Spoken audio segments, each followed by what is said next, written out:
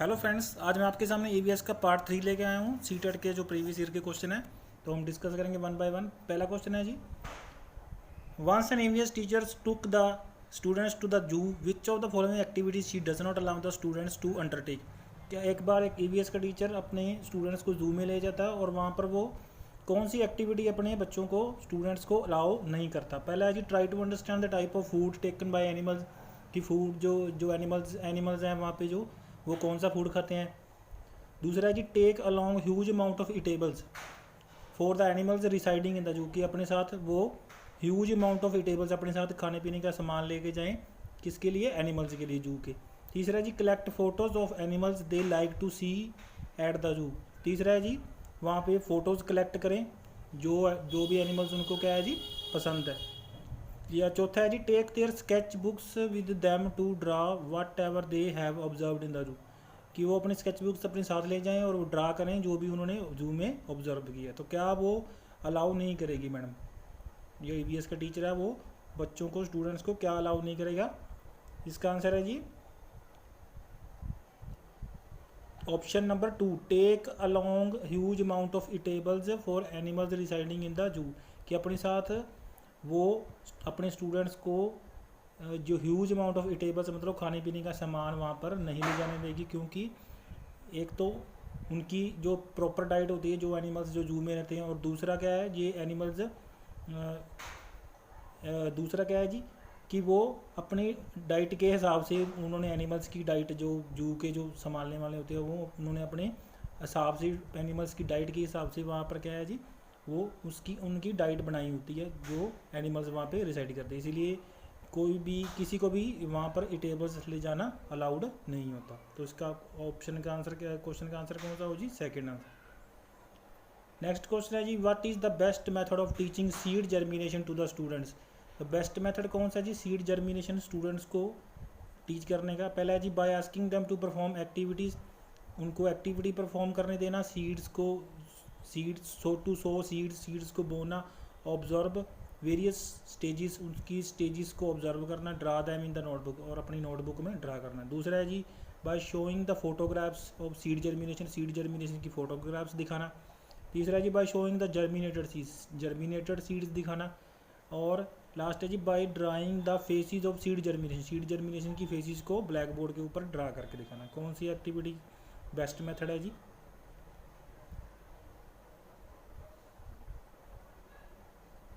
इसका आंसर है जी first, by asking them to perform activity to sow seeds, observe various stages to draw them in the notebook, कि वो अपने आप जो बीजों को क्या है बीजों को बोएं, उसको ऑब्जर्व करें, उसकी स्टेजेस ड्रा करें अपनी नोटबुक में। ये सबसे बेस्ट इफेक्टिव मेथड है। ये जो दूसरा है बाय शोइंग फोटोग्राफ से भी उसको अच्छी तरह से समझ नहीं आएगा, bye showing the germinated seeds से भी उसको अच्छी तरह से समझ नहीं आएगा, और ड्रा करने से भी ब्लैक बोर्ड के ऊपर उनको अच्छी तरह से समझ नहीं आएगा। तो पहले जिस मेथड है जो जिससे उनको अच्छी तरह से समझाए वो क्या है जी? First method. आगे चलते हैं जी, Soni and Moni are young girls.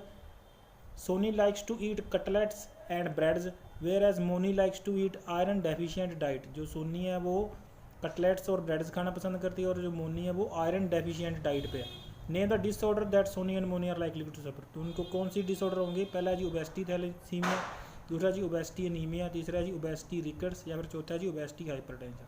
तो उनको कौन सी डिजीज़ होगी? कटलेट्स और ब्रेड्स खाने से क्या होगा जी? मोटापा बढ़ता है तो उससे होगी ओबेसिटी।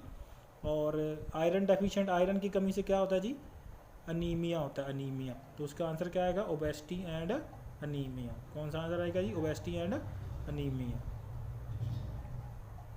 आगे चलते हैं जी, to make children understand and know various types of fuels a teacher can. अगर एक टीचर अपने स्टूडेंट्स को अच्छी तरीके से फ्यूल्स के बारे में समझाना चाहती है तो वो क्या करेगी? Display some samples of fuels in the class. तो क्लास में कुछ सैम्पल्स फ्यूल्स के डिस्प्ले कर देगी, दिखा देगी। दूसरा जी, discuss with them about the all possible types of fuels that can be used for cooking accompanying with a short film show. तो उनको जितने भी पॉसिबल टाइप के फ्यूल्स है उसके साथ डिस्कस करेगी, उनके साथ जो कुकिंग के लिए यूज़ किए जाते हैं या वैसे यूज़ किए जाते हैं।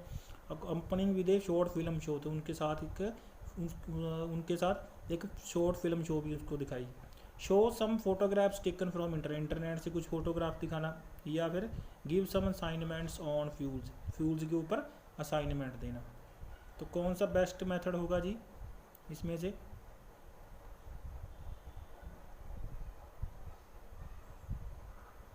इसका जी discuss with them about all possible types of fuels that can be used for cooking accompanying with a short film show.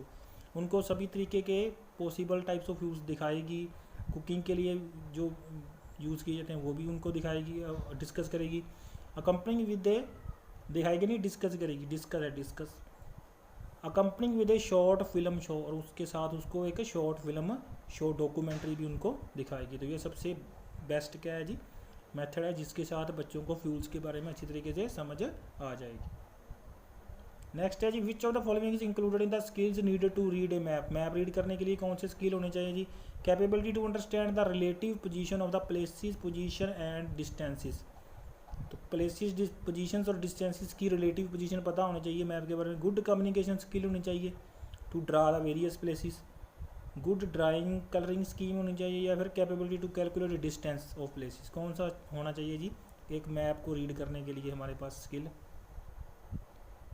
Capability to understand the relative position of the places, position and distances. तो हमारे पास कौन सी capability होनी चाहिए जी?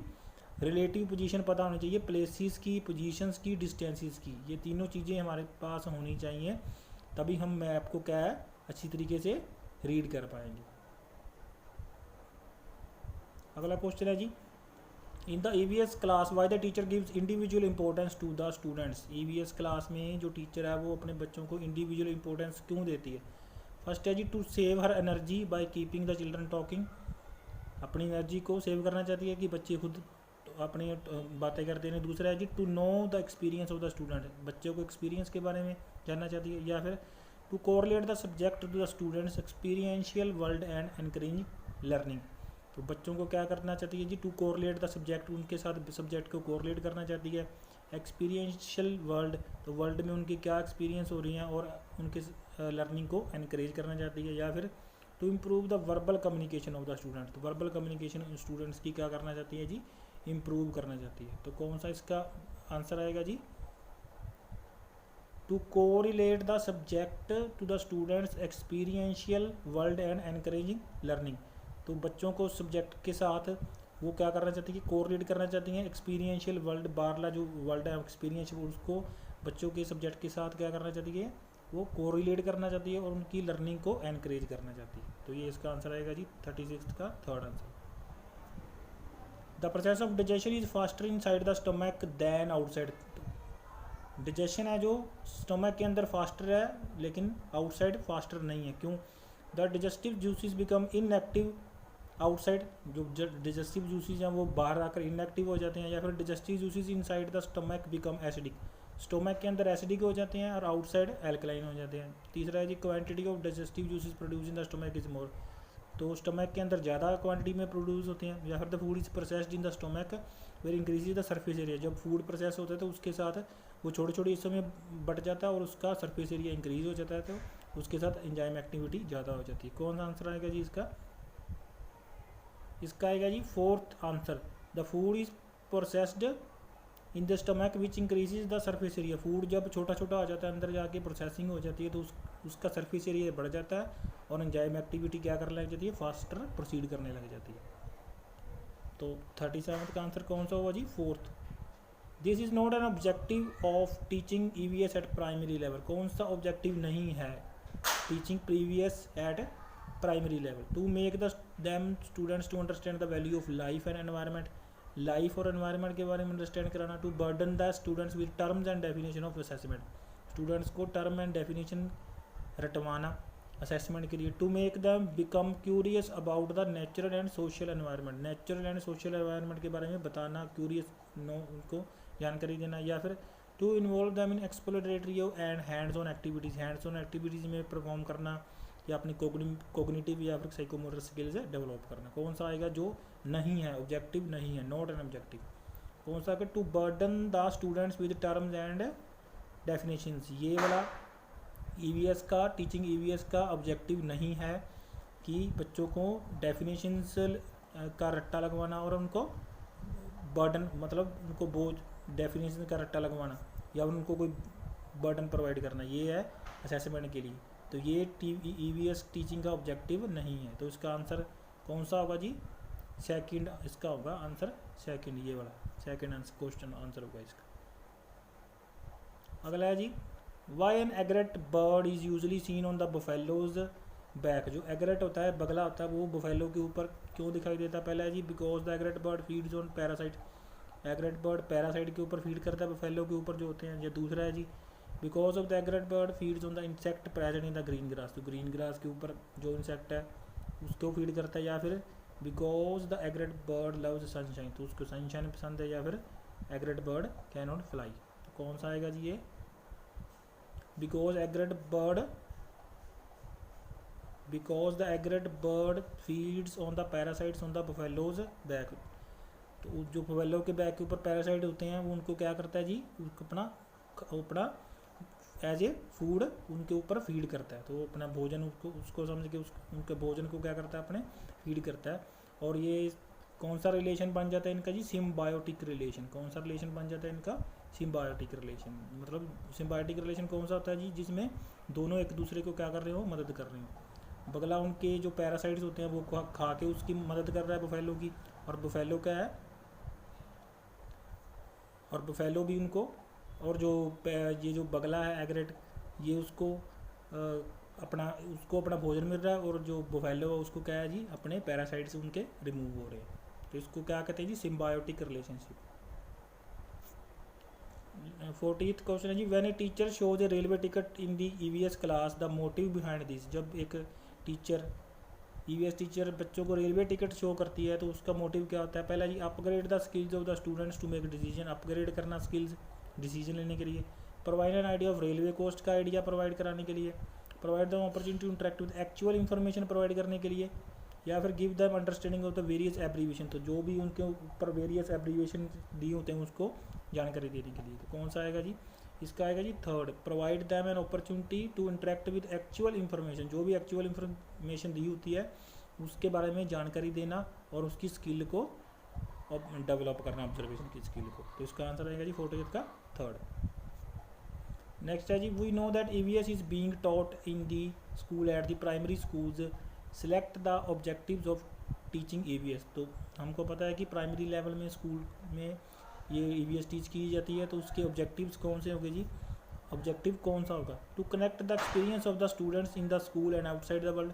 तो जो भी उनके experience होते हैं वो स्कूल्स को आउटसाइड के वर्ल्ड के साथ रिलेट करें। या फिर to inform the students about the books they should need to understand. तो उनको बुक्स के बारे में अंडरस्टैंड करवाए। To make the students aware of the EVS terms and definition. Terms and definition के बारे में उनको अवेयर कराए। या फिर to assess EVS case study, या EVS केस स्टडी बनाए। कौन सा आएगा जी? इसका आएगा जी first, to connect the experiences of the students in the schools with outside world. जो भी स्कूल में उनके एक्सपीरियंस हो रहे हैं उसको आउटसाइड वर्ल्ड के साथ रिलेट कराए, कनेक्ट कराए, एक्सपीरियंस कराए। तो ये है जी objective of teaching EVS। Why EVS related assignments are given to the students. EVS related assignments जो है स्टूडेंट्स को क्यों दी जाती है? पहला है जी assignments can be done by anyone in the family.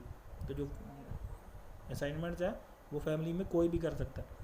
Assignments given as homework every day to keep student busy रखने के लिए। Assignment provide the students an opportunity to search for information. तो इन्फॉर्मेशन सर्च करता है, अपने ideas build करता है। या फिर assignments are only method of evaluation. तो ये एक इवेल्युएशन का मेथड है। कौन सा आएगा जी इसका आंसर? इसका जी आंसर आएगा assignments provide the students an opportunity to search for information build their own ideas. तो उनको एक अपॉर्चुनिटी मिलती है इंफॉर्मेशन सर्च करने के लिए, अपने आइडियाज़ बिल्ड करने के लिए, और उनको आर्टिकुलेट करने के लिए उनको क्या है जी? एक अपॉर्चुनिटी मिलती है। तो इसका आंसर कौन सा आएगा जी? 42 का थर्ड आंसर आएगा। 43rd है जी, why experiments and demonstration done in the EVS class. Experiments and demonstration क्यों किए जाते हैं EVS क्लास में? To monitor the students behaviour in the class. Students behaviour देखने के लिए। To enable the students to understand how sharpen their observation skill. तो उसके ऑब्जर्वेशन स्किल देखने के लिए, अंडरस्टैंड करने के लिए। To follow their with what seniors are doing. तो जो सीनियर स्कूल में कर रहे हैं वो उनको करवाना। या फिर do discuss the idea, record, analysis observation based upon the question raised by the students, तो उनको आइडियाज़ डिस्कस करवाना, रिकॉर्ड करवाना, एनालाइज करवाना, ऑब्जर्वेशन जो भी उन्होंने क्वेश्चन रेज करवाना जी। कौन सा आएगा जी इसका आंसर?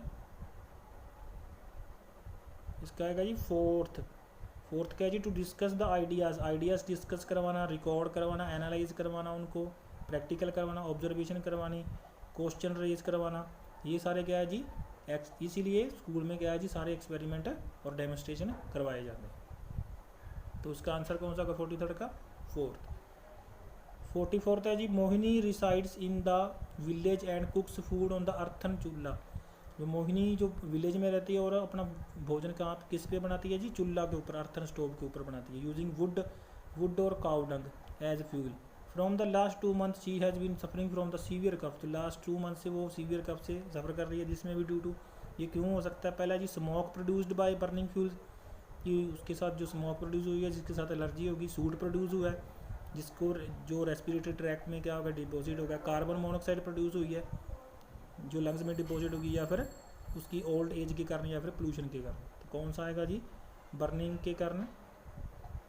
इसका ऑप्शन है जी option number 3, carbon monoxide produced by burning fossil fuel. Fossil fuel बरने के कारण कार्बन मोनोऑक्साइड प्रोड्यूस होती है गैस, और जो उसके लंग्स में क्या होगी? डिपॉजिट होगी। इसके कारण उसको 2 month से क्या है जी सफरिंग वो कर रही है, किससे? कफ से सफरिंग कर रही है, खांसी से। तो इसका आंसर आएगा 44th का 3rd, carbon monoxide gas produce होती है उसके साथ। हमारा आज का लास्ट है जी विच